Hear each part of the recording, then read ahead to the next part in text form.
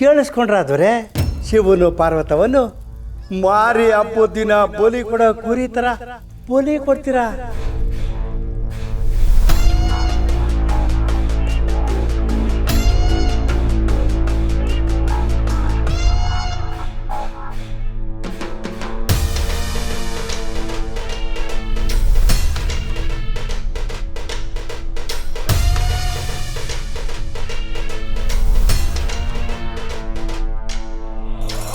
ಅಪ್ಪಯ್ಯ, ಅಮ್ಮದಿರು ಎಲ್ಲ ಕೇಳಿಸ್ಕೊಬಿಟ್ಟವ್ರೆ.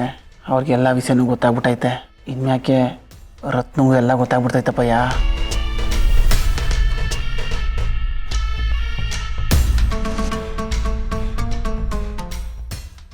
ಪರ್ಶು, ನಿಂಗೆ ಅದೇನೇನು ಗೊತ್ತಿದೆಯೋ ಎಲ್ಲ ಹೇಳೋ.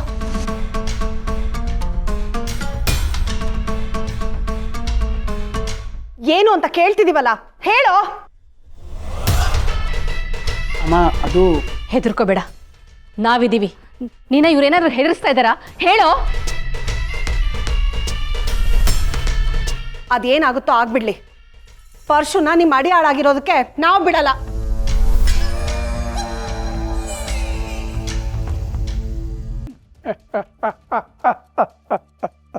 ಛತ್ರಿ, ದಣಿ, ದೀನನಾಗಿ ದೈನೇಸಿ ಥರ ಬೇಡಿ ಬದುಕೋದಕ್ಕಿಂತಲೂ ದೈವಾಧೀನರಾಗೋದು ಒಳ್ಳೆಯದು ಅಲ್ವಾ? ನಿಮ್ಮ ಮಾತು 100ಕ್ಕೆ 100 ದಿಟ ದಣಿ. ಆದರೆ ಇಲ್ಲಿ ಅಮ್ಮ ಚಿಕ್ಕಮ್ಮ ಇಬ್ಬರು ತಿಂದಿದ್ದಕ್ಕಿಂತ ಸ್ವಲ್ಪ ಜಾಸ್ತಿನೇ ಅಜೀರ್ಣ ಥರ ಆಡ್ತಿದ್ದಾರೆ. ತಿಂದು ಕೊಬ್ಬು ಜಾಸ್ತಿ ಆಯ್ತಾ ಕೇಳು. ಅಪ್ಪಯ್ಯ, ನೀನು ನನ್ಗೆ ಬೇಕಾದ್ರೆ ಏನಾನು ಅನ್ನೋ, ಆದರೆ ಅಮ್ಮ ಚಿಕ್ಕಮ್ಮಂಗೆ ಏನು ಹೇಳ್ಬೇಡ. ಯಾಕಪ್ಪಯ್ಯ, ನೀನು ಹೇಳೋದು ಎಲ್ಲ ಕೆಲಸನೂ ಮಾಡ್ತಿದ್ದೀವಿ, ನೀನು ಬೈದಂಗೆಲ್ಲ ಬೈಸ್ಕೊತಾವನಿ. ಆದರೂ ನಮ್ಮ ಮನೆ ಹೆಣ್ಮಕ್ಳಿಗೆ ಯಾಕೆ ಇಷ್ಟೊಂದು ನೋವು ಕೊಟ್ಟು? ಅವ್ರ ಹತ್ರ ಏನು ಕೇಳಬೇಡ ಕಣೋ ಪರ್ಶು. ಅವ್ರು ಈ ಥರ ಎಲ್ಲ ಯಾಕೆ ಆಡ್ತಿದ್ದಾರೆ ಅಂತ ನನಗೆ ಚೆನ್ನಾಗಿ ಗೊತ್ತು. ನೀನು ರತ್ನನ ತವ್ರ ಮನೆಗೆ ಕರ್ಕೊಂಡು ಹೋಗಿ ಬಂದಲ್ಲ, ಅವ್ರ ಹೊಟ್ಟೆ ಉರಿತಿದೆ, ಅದಕ್ಕೆ ನಿನ್ನನ್ನು ಬೈತಾ ಇದ್ದಾರೆ. ಗಂಡ ಅಂದರೆ ನೀನೇ ಕಣೋ ಪರ್ಶು. ಕೆಲವ್ರು ಇರ್ತಾರೆ, ತವ್ರ ಮನೆ ಬಾಗಿಲು ತಟ್ಟಬೇಕು ಅಂದರೆ ಪರ್ಮಿಷನ್ ತಗೋಬೇಕು, ಅವ್ರ ಜೊತೆ ಮಾತಾಡಬೇಕು ಅಂದರೆ ಅಪ್ಪಣೆ ಪಡ್ಕೋಬೇಕು. ಛೇ, ನಮ್ಮದು ಒಂದು ಬಾಳ. ನಮ್ಮ ಮಗ ಚಿನ್ನದಂತವನು, ಕಟ್ಕೊಂಡು ಹೆಂಡ್ತಿನ ಬಂಗಾರದ ತೊಟ್ಲಲ್ಲಿ ಇಟ್ಕೊಂಡು ತೂಗ್ತಾನೆ ಅಂಥವ್ನು ನಮ್ಮ ಮಗ.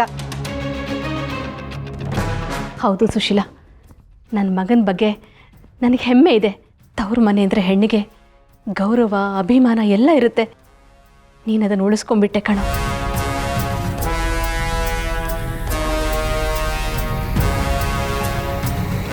ಚೊಂಬು ಹೋದ ಮೇಲೆ ಮಳೆಗೆ ಮುಚ್ಚಿದ್ರಂತೆ, ಹಂಗೆ ನಿಮ್ಮ ಕತೆ. ನೀವೆಷ್ಟೇ ಕೂಗಾಡಿದ್ರು ಕಿರ್ಚಾಡಿದ್ರು ನನ್ನ ಅಂಕೆನಲ್ಲೇ ಬದುಕಬೇಕು, ನೆನಪಿರಲಿ ಅದು. ಛತ್ರಿ, ದಣಿ, ಡ್ರೈವರ್ಗೆ ಕಾರ್ ತೆಗಿಯೋದಕ್ಕೆ ಹೇಳ. ಆಗಲಿ ದಣಿ.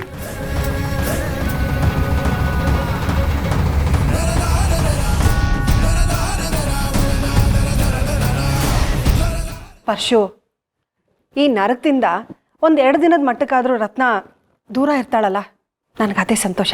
ಅದಕ್ಕೆಲ್ಲ ನಾವು ತಲೆ ಕೆಡ್ಸ್ಕೋಬಾರ್ದು. ನಡೀರಿ ಹೋಗೋಮ್ಮ. ಅಮ್ಮ ಚಿಕ್ಕಮ್ಮ, ನಿಮಗೆ ನನ್ನ ಬಗ್ಗೆ ಗೊತ್ತಿಲ್ಲದೆ ನೀವೇ ತಲೆಗೆ ಟೋಪಿ ಹಾಕ್ಸ್ಕೊತಿದ್ದೀರ.